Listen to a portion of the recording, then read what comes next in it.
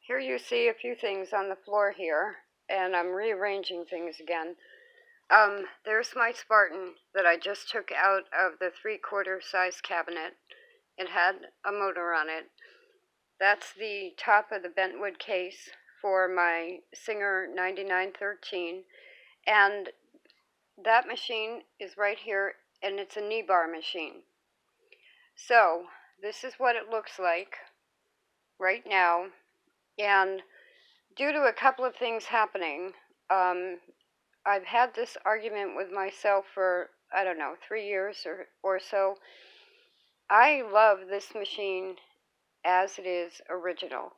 This was my grandmother's machine that sewed my mother's baby clothes when a professional seamstress owned the machine, and when that woman passed away, that her family gave the machine to my grandmother, and then my grandmother used it until she was like 85 or 86, and then gave it to me. And I've had it, I don't know, about 15 years or so.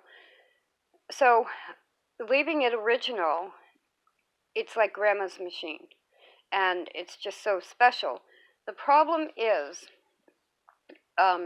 this year, this is the 3rd year in a row, I may be evicted because of a rent increase. And what I'm facing is possibly only keeping one machine, which I've already managed to make into 2 by keeping a Model 20. But if I have to go stay at someone's house, get temporary housing, I don't know what I'll do if I end up in a shelter, but I need to keep this machine with me. I don't really want to put it in storage. I promised my grandmother I'd never not have it. So what I'm doing again is taking it out of the bentwood case, and I'm going to put it in the new 3/4 size cabinet I just got, and I'm going to use it as a hand crank. Now, I do have videos up about converting machines to hand crank, but because this is a knee bar, I want to show you a simple way to do this. So,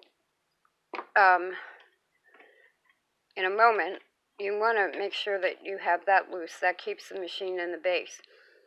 You're not going to touch the controller or anything like that. You're going to take 2 things off. You're going to loosen the motor bolt, which is right here, and the motor will then come off, and the lamp is held on by one screw right there. And I suggest the motor bolt, what I usually do is use an elastic of some kind or tape, and tape the motor bolt right back to the motor bracket so it doesn't get lost.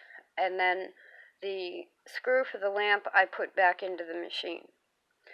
And then the motor and the lamp will come off, and you loosen the set screws that are underneath the machine in the back on the hinges, pull the machine out. You will then have to switch out the solid hand wheel for a spoked hand wheel and a hand crank. And the only other thing you have to do is loosen this adjustment knob on the bobbin winder and have it adjusted so that the bobbin winder is as low as you can get it. You might still have to push this down a little bit when you're winding a bobbin. I have built up the spoked wheel that I have for this machine with a 1 layer of a treadle belt. So when I push this down, it hits a treadle belt that sits on the spoked wheel. So removing the light, the motor, replacing the hand wheel, adding a hand crank, and then adjusting the bobbin winder. Very simple to take a knee bar machine and make it into a hand crank that will be wonderful in the new cabinet that I just got.